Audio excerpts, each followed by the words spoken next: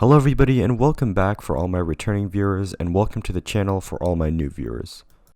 So guys, as you probably saw from the thumbnail and from the title, this video is going to be about the Legends of Tomorrow, and I wanted to make this video because it kind of hit me after Ray Palmer departed from the show, as he was one of the last remaining originals from season 1. And I wanted to make this video because I just wanted to compare and contrast this current roster of legends that we have currently compared to different groups of legends that we've had throughout the series, such as in season 1, season 2, season 3, etc. So currently right now, for our lineup of legends that we have on the Wave Rider currently, we have the captain, also an original from season 1, none other than 𝓼𝓸𝓶𝓮. She's very skilled in hand-to-hand combat, she's very skilled in martial arts, and she also knows how to use a variety of weaponry, including guns, swords, etc. We also have second in command, 𝓼𝓸𝓭, and she'll be taking over for 𝓼𝓸𝓶 every so often, just now and then when Sarah has to go on separate missions and she's not on the Wave Rider, etc. And 𝓼𝓸𝓭 is also skilled just like 𝓼𝓸𝓶 is in hand-to-hand combat, martial arts. She knows how to use a variety of weaponry, etc. Then we also have the last remaining OG besides 𝓼𝓸𝓶 on the Wave Rider, which is none other than 𝓿𝓲𝓭𝓪. And 𝓿𝓲𝓭𝓪 is essentially an alcoholic with a flamethrower. And I mean, that's the most simplistic way that I could put it, honestly. Then we also have the legend known as John Constantine. He's a legend, and he's also literally a legend because he's on the Wave Rider. John Constantine, he's a warlock, and he specializes in various offensive spells such as fireballs and things along those lines, and all those type of wizard-like abilities. Then we have another legend known as 𝓵𝓲𝓴𝓮, and 𝓵𝓲 uses the One Totem to knock back enemies, and we've also seen that he can actually stop bullets with the One Totem as well. And we also have 𝓵𝓲𝓭𝓮, and Nate can completely transform his skin into steel, and he'll become invulnerable to stab attacks or being cut or being shot by regular bullets. However, he is vulnerable to 𝓼𝓸𝓴. So if he's shot by 𝓼𝓸𝓴, if he's stabbed by 𝓼𝓸𝓴, that will go through him. That will essentially harm his body like a regular bullet would. Then we also have Charlie, and Charlie can shapeshift into different humans. I'm not sure if she can shapeshift into animals or other species, and she can also be quite sneaky as well, so I guess that's a plus. And then we have 𝓼𝓸𝓭𝓪, who is the brother of 𝓵𝓲𝓴𝓮, and she really doesn't have any powers, and I'm not really sure what purpose she serves besides being 𝓵𝓲's sister.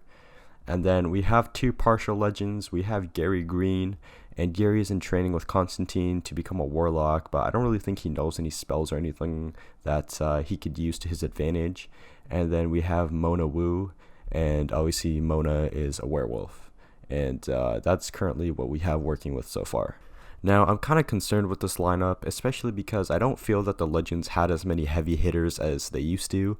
I feel that a lot of the characters that are in Legends now are just there for plot convenience because they're good for the story. And what I mean by that is I don't feel that this Legends team would have been able to take down 𝓵𝓲𝓴𝓭 or even Malice. And reason being, it has nothing to do with 𝓼𝓸𝓶𝓮. Sarah is an amazing captain. She helps the team to get the job done, and she's, a very good supportive character when the Legends are, somebody on the Legends is going through a rough time and they need support, and, they just need somebody to talk to. She's always there. She's always a good person that really helps the Legends overcome any obstacles they face.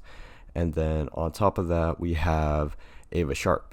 And 𝓼𝓸𝓭𝓪 is second in command, but I mean, I really don't see the significance of her character. She's literally just another 𝓼𝓸𝓶, and I don't know what purpose 𝓼𝓸𝓭𝓪 serves, besides being second in command and besides, being 𝓼𝓸𝓶's girlfriend.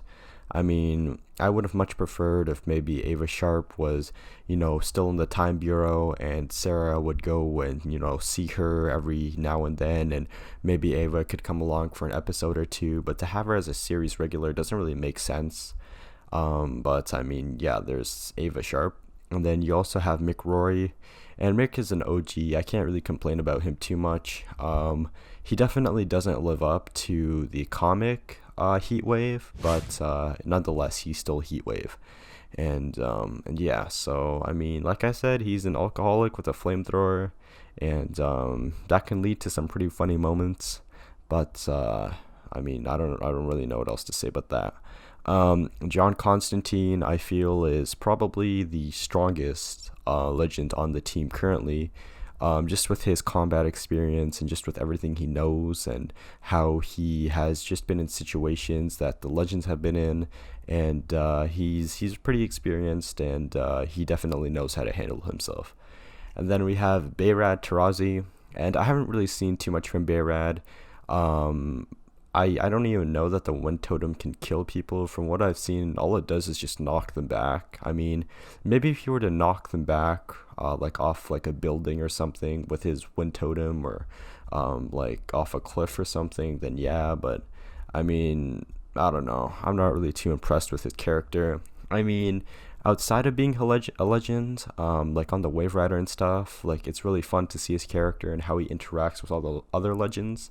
But when he's in the field and just the type of stuff he does throughout the episode, I mean, I'm not really a big fan of. And reason being I'm not a big fan of it is because, I mean, I just feel that they could be doing so much more with his character, but they really aren't. And I mean, I'd like to see 𝓵𝓲 evolve into like a battle-hardened character who like really learns how to use the wind totem, and really, you know, learns how to use it to his advantage and like become a force on the battlefield. But for right now, it really doesn't seem like he's too interested in learning how to use his powers at all. And then we have Nate Haywood, and honestly, I mean, I don't really know what to say about Nate. All you really need is Dwarf Star, and then he's done. And his powers are rendered useless in those situations. But I mean, when they travel back in time and they go to like, you know, like whenever, like Soviet Russia or things along those lines, I mean, obviously you're not really gonna see Dwarf Star. It's just regular bullets, regular like guns, regular swords. So he's pretty invulnerable to that. But should he ever come across an enemy wielding a Dwarf Star gun or a Dwarf Star sword, then I don't think he's gonna fail. He's not gonna fare pretty well against that enemy. Then we also have Charlie, and Charlie can shapeshift, like I said. And I mean, I don't see the purpose that Charlie serves as a legend besides plot convenience, and besides creating a way to essentially save Astra from hell and from the path that Astra is on. And we also know that Astra and Charlie are connected in some way that we're going to find out eventually in the season. And I don't know what that is, but like I said, they're connected. So Charlie is literally there to serve plot convenience for the story of season 5. She doesn't really have any powers, and she can shift, but that doesn't really work well when they don't need to be stealth, or, you know, when they're not trying to secretly gather information. Then we have 𝓼𝓸𝓸𝓴, which, like I said, has no powers. Like, straight up, like a legend. Like, who would have thought that a legend in Legends of Tomorrow literally has no power? She doesn't do anything. Like, I mean, at least Rip Hunter was like a master tactician, you know, when he had his trusty, you know, revolver. He was like all cowboy style and whatnot. And, you know, he didn't have powers, but he knew how to handle himself. And then, you know, you also have Sarah, who knows how to handle herself as well. Mick knows how to handle himself. Captain Cold knew how to handle himself as well. And yeah, you know, like all those guys that didn't have powers, they were still really skilled in combat. But Zari doesn't really bring anything to the table at all. And then obviously we have our partial legends. Mona Wu, her character is kind of annoying. Her powers are, I mean, they don't really make sense. I mean, but you know, she transforms into a werewolf, and or you know, a Hawaiian werewolf, which I think is, she calls it Konane. And we haven't really seen too much of her.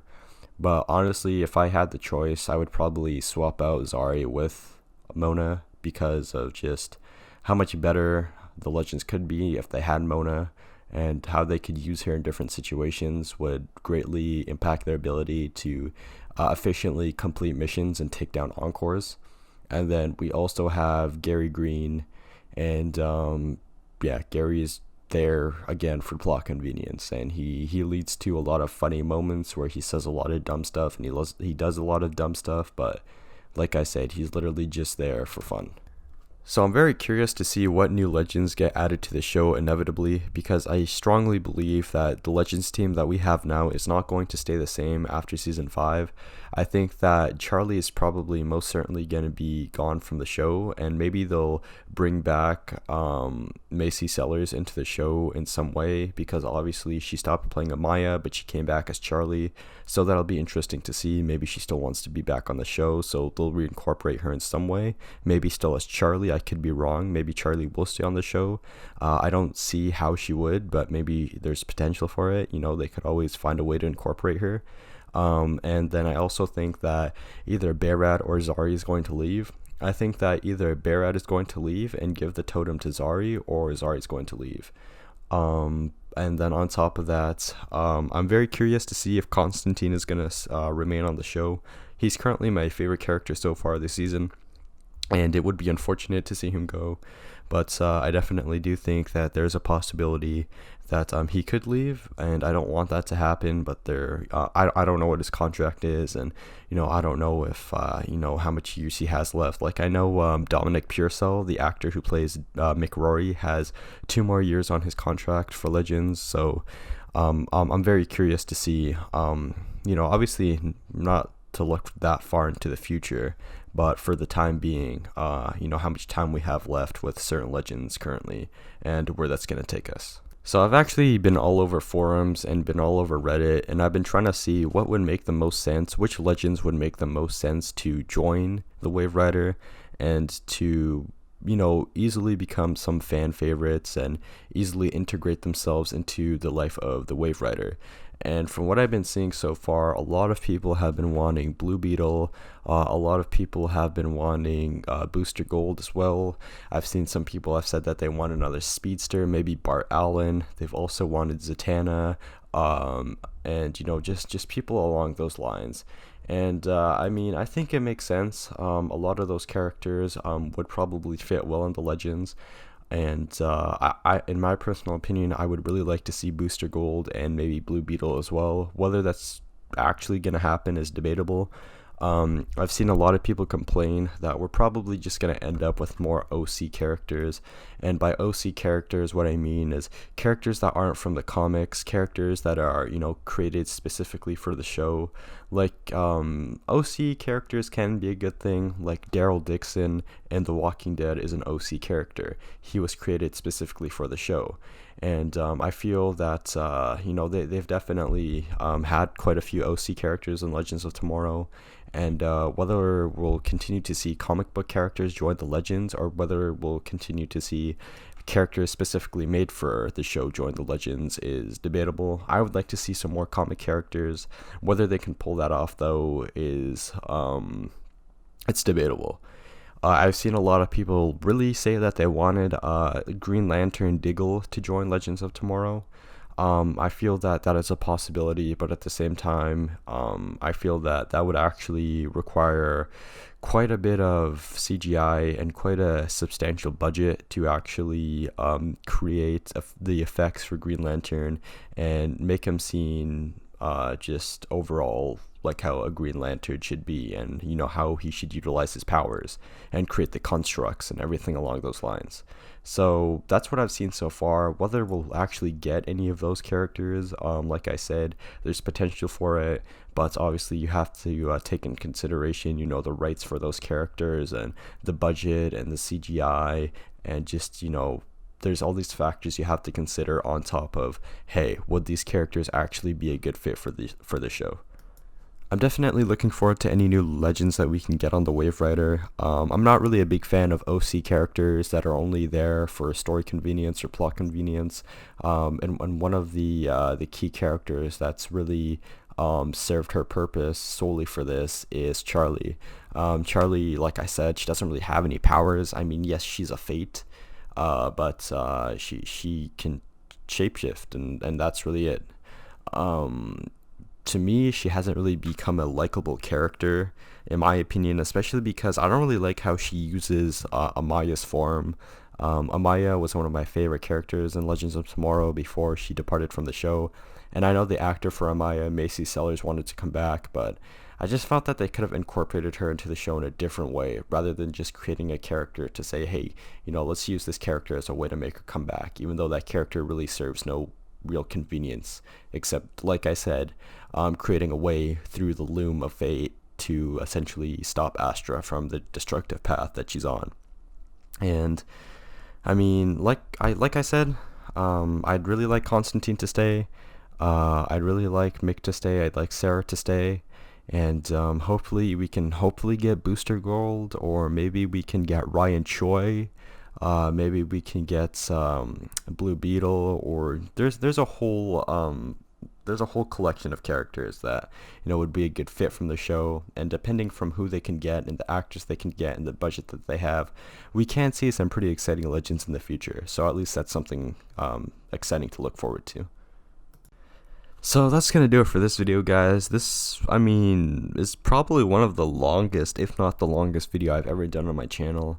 I had my channel a while back, like I think 7 months ago when I started uploading, but I deleted all the old videos because they were cringy and they just didn't make sense. So I actually think this is the longest video I've ever had on my channel at the time of recording this. And I guess this kind of was a rant. Maybe, I didn't really want it to be a rant or me to complain.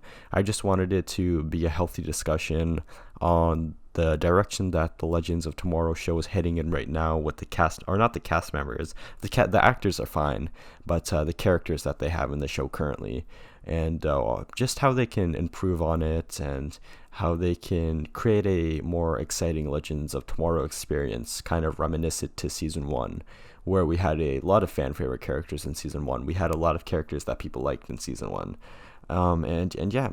So hopefully we can, like I said, see some new characters in the near future. And I want to thank you guys for watching this video, and if you're new around here, please make sure to subscribe if you guys do like my content, of course.